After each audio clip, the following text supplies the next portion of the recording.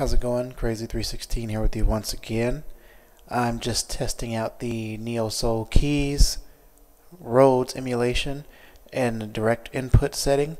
Last video was a live setting, so I was using the Droid Bionic to pick up the sound from the speakers in the church. This time it's going to be a direct what you hear straight from the system as a digital recording to most accurately describe what the Rhodes would sound like coming out of your speakers. I've got all the settings off, so this is what it would sound like dry. I'm just going to play something real quick. Quick note, I am not Jamal Hartwell. I'm nowhere near as good as Jamal Hartwell. I hope in the future that I can be as good as Jamal Hartwell. But for now, I'm going to do the best that I can with what I know and what I got. So this is what it sounds like dry.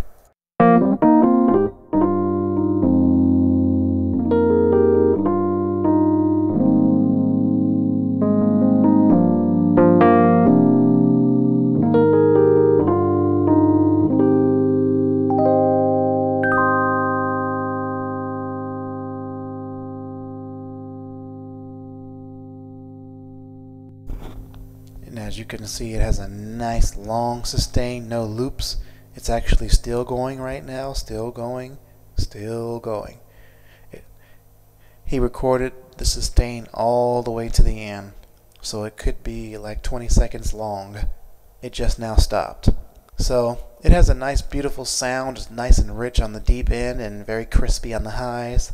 Now how about let's turn on the auto pan, aka the vibrato. We all know that gives it a nice creamy, lush sound, and it bounces from left to right.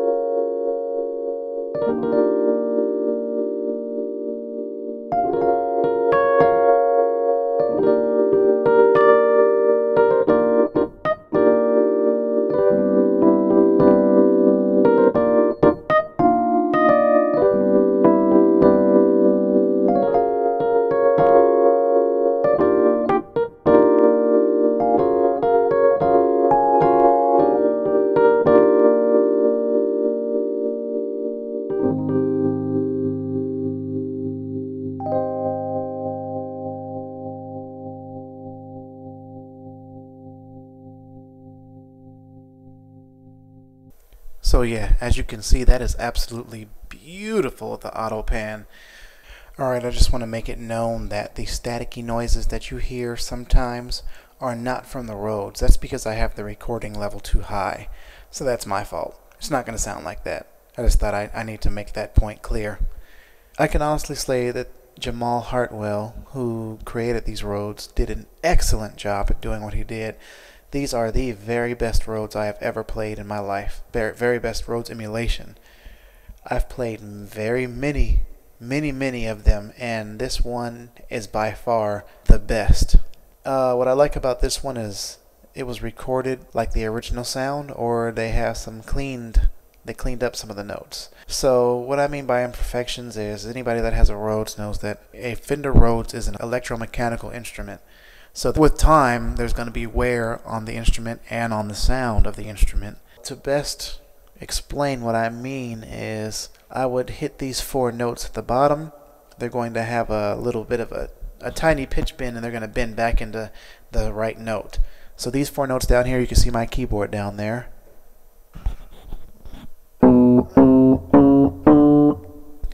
Those 4 notes.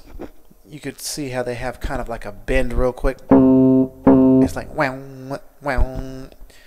But if you click on this right here and hit the clean version, it doesn't do that. It's just a straight sound. So you can see the difference there. Also notice these 2 notes right here. which would be the F and F sharp.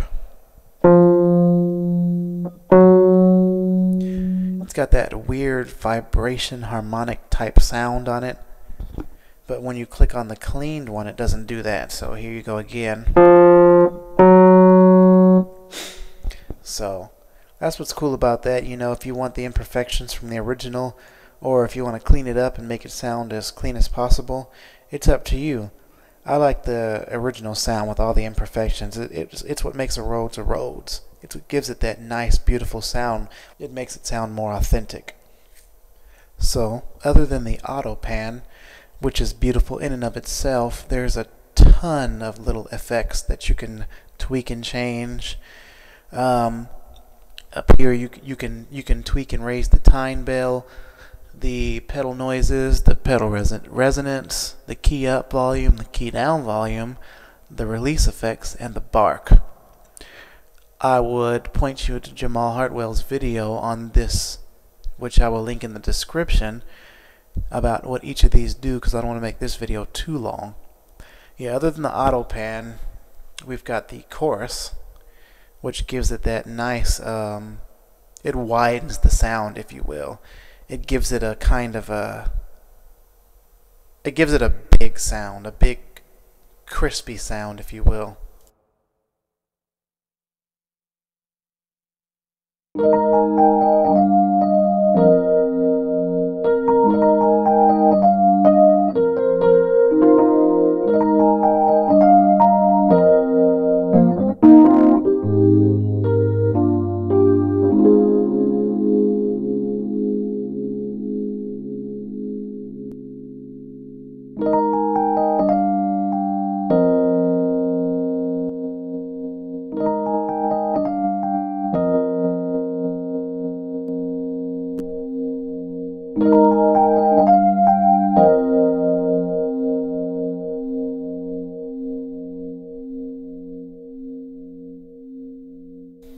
I'll just cycle through all three of those so you can hear the difference. So yeah, there's your chorus. The spring reverb is just what it is, reverb. So yeah. You have amp simulations over here. There's quite a bit of them. Yeah, each one of the amp sims have its own kind of character to it, and it shapes the sound in a way. I don't really mess with it yet because I just got these, so I haven't really messed with it. But he has a package deal going on right now where you can get the Neo Soul keys and the vintage keyboard effects, which is formerly by Scarby and is now by Overloud. By itself, it's probably $113 or so, 120 or something like that. I don't remember. But if you get the package deal, it brings it down to 100 for a grand total of 200. I already had the vintage keyboard effects, so I didn't get the package deal. I know the version from my Scarby 2.02 went to Overloud's version of 2.2, so I don't know if there's a difference. There might not be at all. But when it comes to amp simulations, the vintage keyboard effects I've been using for years, and this is definitely for hardcore musicians that know their sound and want a specific sound. So we can demo Brian's Jam, for example, like Jamal did. I'll just play without the Brian's Jam sim, and I'll play it with it so you can see the difference.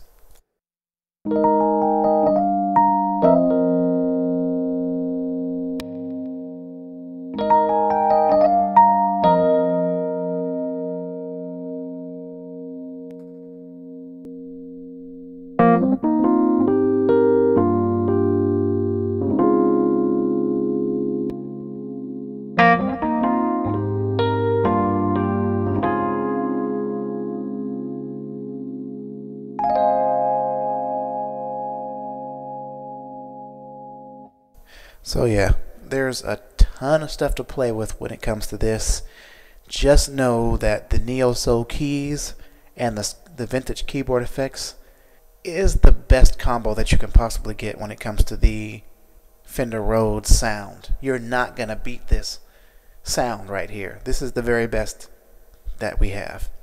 So that's just me demoing the Neo Soul keys. I hope I did a good job of representing the true sound. I'm not an extravagant musician, but I can run a basic service. But yeah, that's what it is. So this is Crazy 316. I'm out.